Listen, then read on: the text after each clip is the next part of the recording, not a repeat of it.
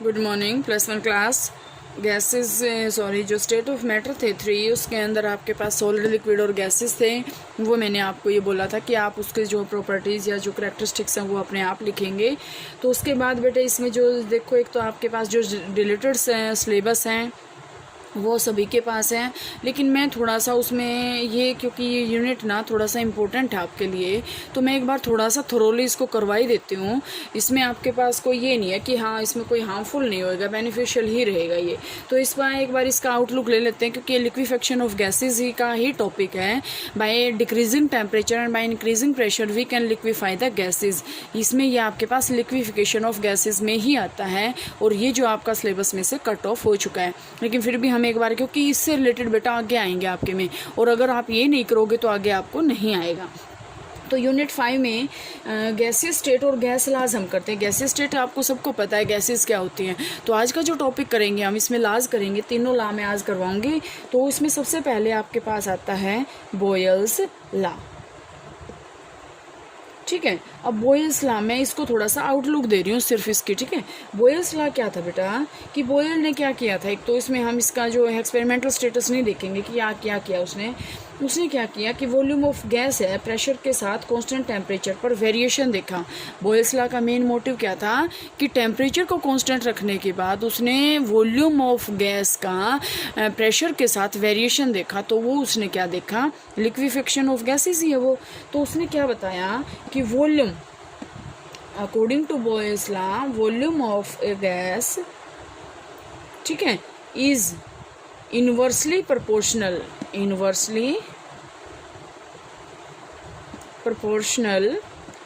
To pressure. ये इसका जो है मेन आया था कि volume of a gas at constant temperature is inversely proportional to the pressure. हम इसको क्या कह सकते हैं, V inversely proportional to pressure P, ठीक है, कि वॉल्यूम जो है प्रेशर का क्या होता है, इनवर्सली प्रोपोर्शनल होता है।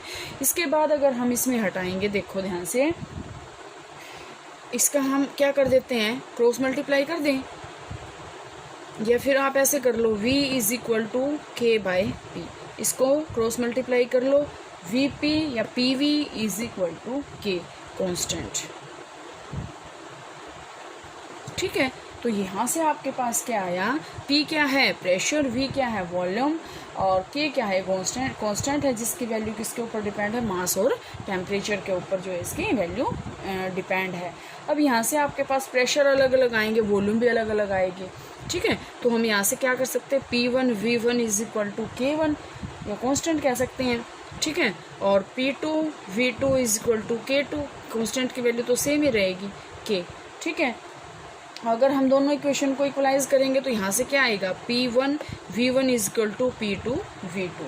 और अगर हम इसको P वाली टर्म को एक तरफ ले लें, V वाली टर्म को एक तरफ ले लें, तो यहाँ से आपके पास क्या आएगा, P1/P2 is equal to V2/V1। ये आपके पास क्या है, बॉयल्स लॉ, ठीक है। यहाँ से बेटा आप इसको इतना ही करोगे, क्योंकि इसका डीपली मैं नहीं करवा रही, क्योंकि यहाँ से आपके पास ये जो है नेक्स्ट काम आएगा। इसके बाद अगर हम इसमें स्टडी करते हैं चार्ल्स लॉ, ये तो अगर हम बात करते हैं तो ये तो होता है आपके पास प्रेशर वॉल्यूम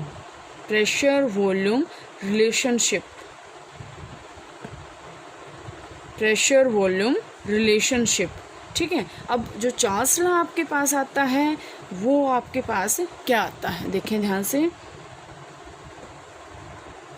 चार्ल्स लॉ में आपके पास क्या आएगा, इसको हम बोलते हैं टेम्परेचर वॉल्यूम रिलेशनशिप।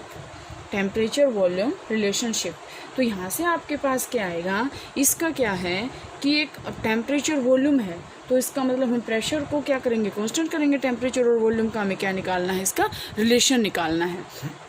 तो हम इसमें क्या करेंगे कि कांस्टेंट प्रेशर पर टेम्परेचर इसमें वेरिएबल है, वॉल्यूम इसमें वेरिएबल है, लेकिन यहाँ पे हम क्या करेंगे, कांस्टेंट प्रेशर पे volume of a fixed amount of gas increase और डिक्रीज, इसमें एक फिक्स्ड अमाउंट होएगी कि वो डिक्रीज होएगी 1/273 of its volume at 0 degree for every 1 degree rise या फॉल ऑफ टेम्परेचर। अब समझो इसको ध्यान से, अब हमने क्या कर लिया, प्रेशर को क्या कर लिया, कांस्टेंट कर लिया। प्रेशर को अगर हम कांस्टेंट कर रहे हैं तो हमने टेम्परेचर को क्या करेंगे, वेरिएबल करेंगे। टेम्परेचर को या तो हम इंक्रीज़ करेंगे या फिर हम डिक्रीज़ करेंगे। तो ये कह रहा है कि अगर हम 1 डिग्री टेम्परेचर या तो इंक्रीज़ कर रहे हैं या डिक्रीज़ कर रहे हैं, यहाँ से वॉल्यूम जो है 1/273 जो है चेंज होएगी। ठीक है, इंक्रीज़ कब होएगी और डिक्रीज़ कब होएगी। ठीक है, तो यहाँ से आपके पास क्या होएगी, इंक्रीज़ और डिक्रीज होएगी। या तो हम इसमें क्या करेंगे 1 डिग्री 0 डिग्री, सॉरी 1 डिग्री नहीं 0 डिग्री, ठीक है, सॉरी 1 डिग्री आएगा बेटा, 1 डिग्री। ठीक है, 1 डिग्री टेम्परेचर अगर हम इंक्रीज़ या डिक्रीज़ कर रहे हैं तो जो उसकी वॉल्यूम है 1/273 उसके चेंज हो जाएगी। तो इसका जो इसमें आपके पास रिलेशन आता है वो क्या होता है, ध्यान से देखें।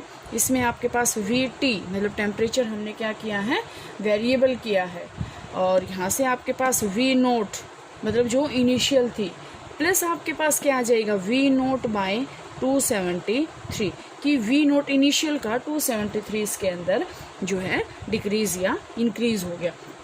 इसको हम और कैसे कर सकते हैं, V0 हमने कॉमन ले लिया, हम क्या करेंगे 1 + T आएगा T/273, और हम इसके VT को टर्म को इधर ले लें तो यहाँ से VT = V0 जो इसका एलसीएम लेके हम करेंगे 273 + T/273। अब ध्यान से देखो, अब टाइम, अगर आपके पास टाइम गिवन है, अब मैं टाइम को जो है सॉरी टेम्परेचर को जो है 10 डिग्री मान लेते हूँ। ठीक है, तो हम क्या करेंगे V 10 डिग्री कर लिया हमने = V0 273 प्लस अब टेम्परेचर कितना है 10/273। ठीक है, तो यहाँ से अगर हम इसमें करेंगे ये तो हमने इंक्रीज़ किया था, अगर हमने टेम्परेचर जो है -10 डिग्री कर दिया तो आपके पास ये क्या आ जाएगा V -10 डिग्री, और इसमें आपके पास V0 273 अब क्या हो गया, ये डिक्रीज हो गया 273। ओके, ये आपको इतना ही नोट करना है इसके अंदर कि हर एक 1 डिग्री टेम्परेचर इंक्रीज या डिक्रीज होने पर वो जो गैस की वॉल्यूम है वो 1/273 उसके अंदर क्या होएगा, चेंज होएगा। That may be increase and that may be decrease. इसके बाद अगर हम बात करते हैं इसकी तो थर्ड लॉ की, तो थर्ड लॉ आपके पास आता है गे-लुसाक law.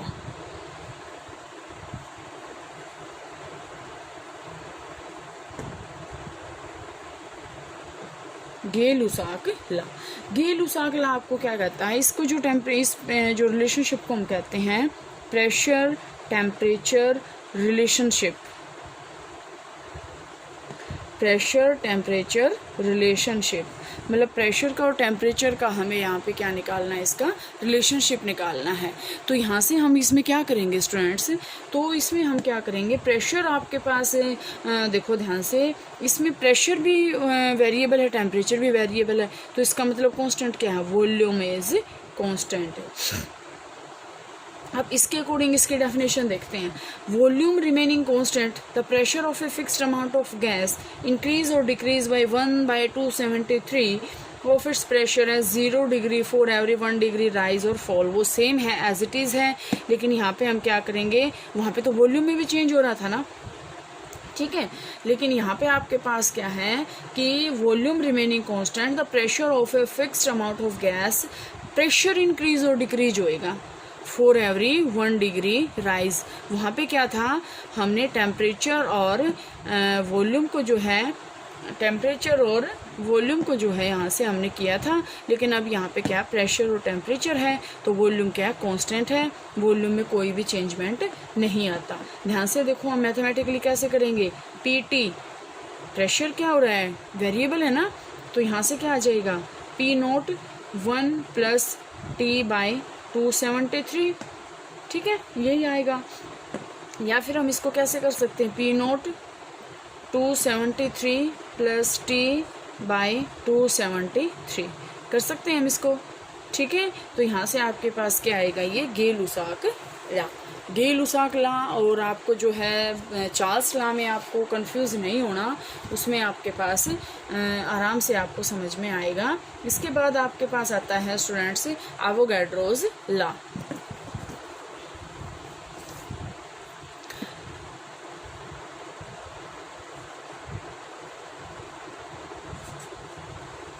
Avogadro's law. Avogadro's law क्या होता है? एवोगैड्रोज लॉ के अकॉर्डिंग क्या होता है बेटा? Equal volume of all the gases under similar condition of temperature and pressure contain equal number of molecules. अगर मैं अब आपके पास ये कहूँ कि ऑक्सीजन और नाइट्रोजन, मैंने दो टाइप के गैसेस ले ली और इसका जो है सिमिलर कंडीशन है, टेम्परेचर भी इतना है, प्रेशर भी इतना है, सेम है, तो यहाँ से जो इनके मॉलिक्यूल्स होंगे वो क्या होंगे? सेम होंगे। ये कहता है एवोगैड्रोस लॉ। मीन्स क्या है? Volume is directly proportional to number of molecules. ठीक है, volume is directly proportional to the number of molecules. अब ध्यान से देखें, 9th क्लास में आपने नंबर ऑफ मोल निकालना सीखा था। नंबर ऑफ मोल हम कैसे निकालते हैं? Given number of molecule over N nought Avogadro number. ठीक है, तो n आपके पास क्या आ गया? n ओवर एन नोट आ गया। तो n को हम क्या कह सकते हैं? ये तो फिक्स वैल्यू कांस्टेंट है, तो n किसके डायरेक्टली प्रोपोर्शनल होता है? Number of mole number of molecules के। ठीक है, तो volume of gas at constant temperature and pressure is directly proportional to the number of moles. ठीक है, तो ये आपके पास क्या था? Avogadro's law. ये आज मैंने जो है आपके पास 4 लॉ करवाए हैं। इसके बाद आपके पास आइडियल गैस इक्वेशन आएगी, वो जो है कल करते हैं।